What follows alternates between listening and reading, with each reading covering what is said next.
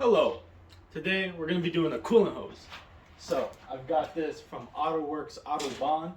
Autowerx, same thing. It's the upper radiator hose. Funny story. I was looking for about 2 weeks. Couldn't find this upper radiator hose.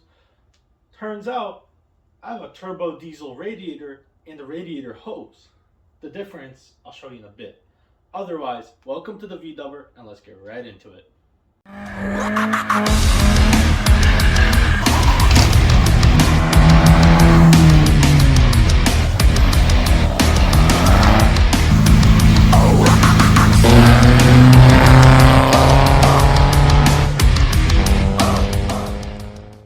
So I want to show you what it looks like. This is the hose. It was about $75, but basically it goes like this. This goes to radiator, this goes to bay. It flips, but this goes to your coolant ball.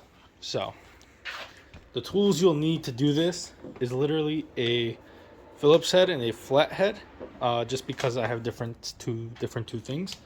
But let me show you.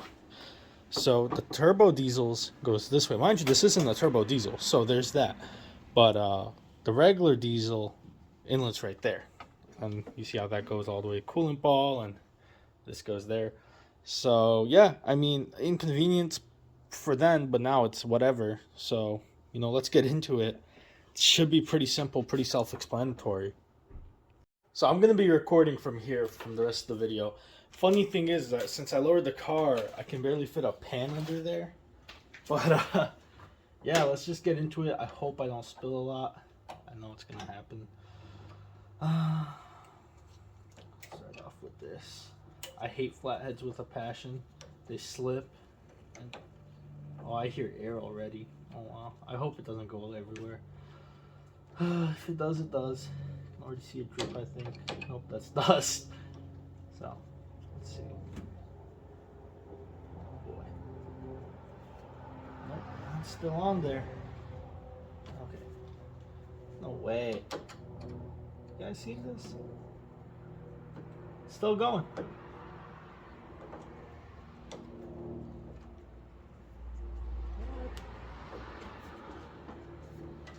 Okay. Oh, so there's nothing there. Right? I'm going nuts. What? Oh boy. I think it's relatively empty. Not. I should have bought one of those big drip pans, but whatever. Oh my gosh, it's like, look at this. This is insane. This has never happened before. I don't think it's part of it. I think this is original from '86, to be honest. Maybe not, because these are supposed to be replaced every 10 years, I think. It's an interval, actually. But, what in the world? So the worm gear is fully, it's off. It's not on anymore, so I don't know. Okay. Typically, I can just slide them back, but not this one. Toss that there. So here, we're going to do this a little bit differently. I'm going to start from here instead. So let's move our light right here. So another hose clamp right here, really easy to access. I mean, this is a very easy job. 1 out of 10, I give this, for easy rating, 10 being the easiest, I'd say this a 9. The reason it's not a 10 is just because it's under the core support. And something like a 10 would be like, I don't know, filling up your windshield wiper fluid, you know what I mean? So, let's see if this one comes off any easier. I was going to try to do this the opposite way, but it's not budging. Okay. This is all old and corroded, and I mean, oh, just nasty, nasty, nasty, nasty. Oh boy. Oops. I'm trying not to cut anything either. Let's see. There we go. So they're practically welded on there. This is insane. So there's that. I know this has coolant in it, so I was messing with it a few days ago. Okay. And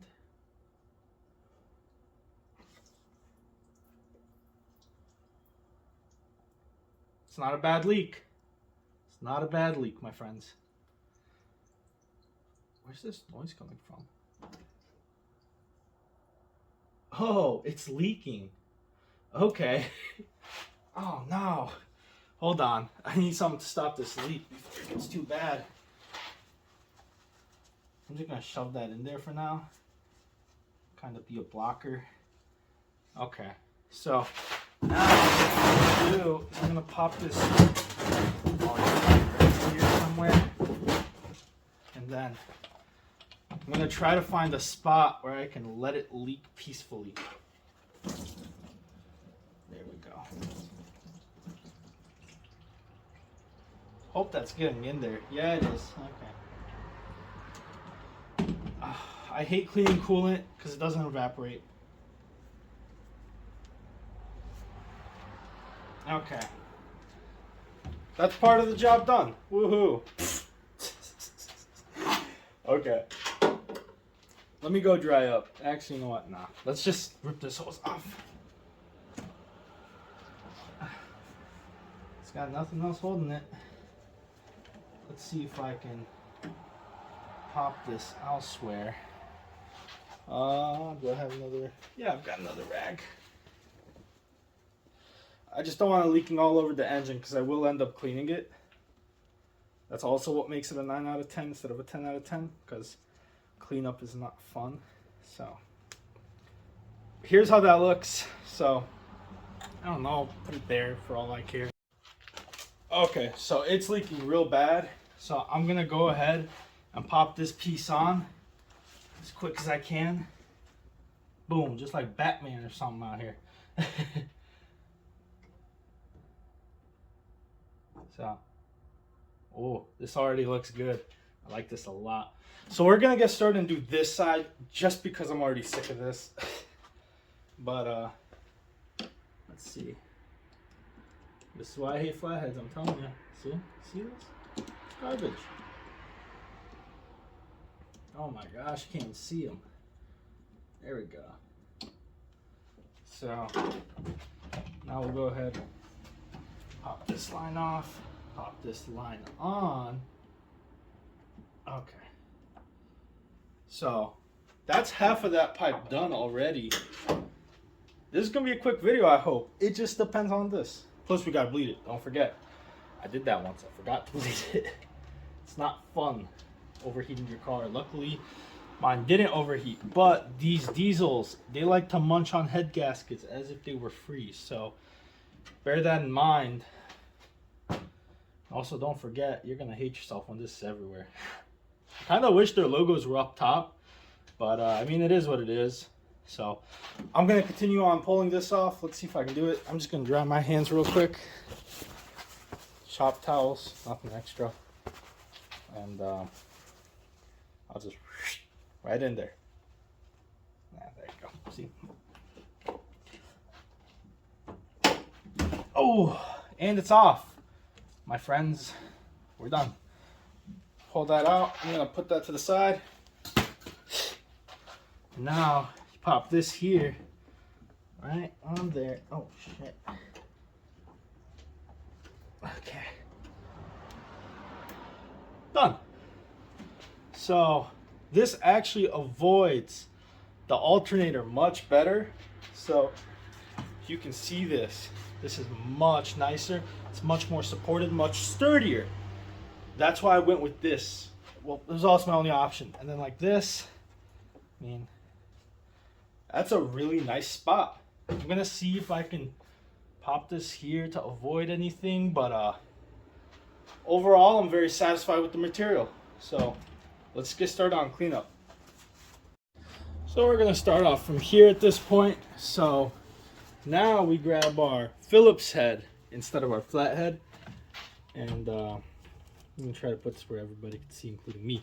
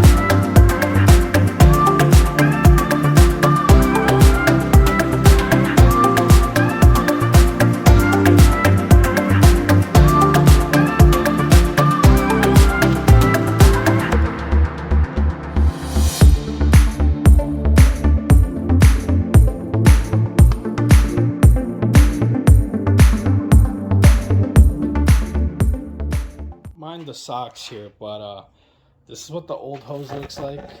So it's garbage. I'm gonna probably just keep it on the shelf, you know, in case I ever need it. But I'm gonna slap you down here.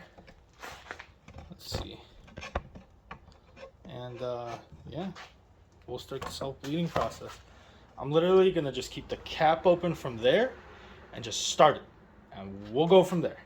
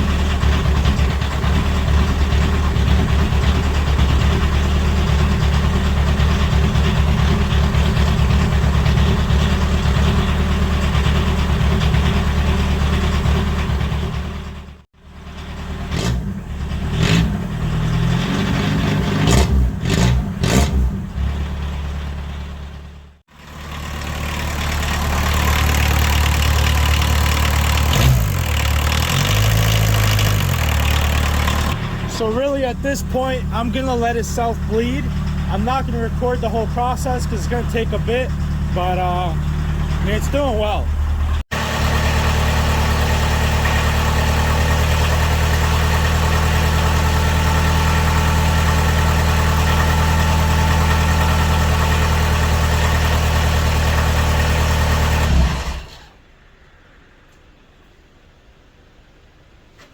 Where'd my negative go? Uh-oh. That's why my fan wasn't working. That explains a lot.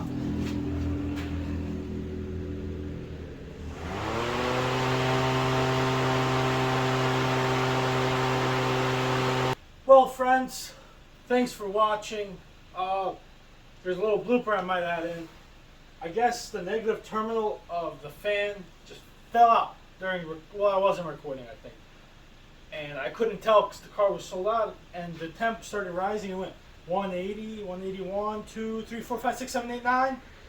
And then it kind of sat steady at 90, 91, 92, 91, 92, which is fine for a diesel. I don't know about gassers, but I was like, whatever. I kind of held temperature around 191 for about a few minutes, and I was pretty confident I bled the system well. I didn't really record the whole thing because I don't want to put 20 minutes of me literally just sitting there watching it. That's all I did. I opened that cap. Once it started getting a little too full, I shut it. I sat in my car, my other car, came here, inspected it, washed my hands inside, you know. But then I noticed the fan wasn't connected. Popped that back in. I'm going to have to fix that. That can be a major fault one day. You know, don't notice that. So, yeah, I mean, it's a really simple install. I just thought this video is going to be so easy because I don't, other things like, let's say the core support, I didn't record it because there's a lot of me just jamming in there, and, you know, I never did it before. And then, like, what else? The coilovers, that recording was a pain just because I've never done the rears on this car. The fronts I've done similar to. So the fronts were easy to record, but the rears were a pain because it was always constantly me looking at, trying to find the solution.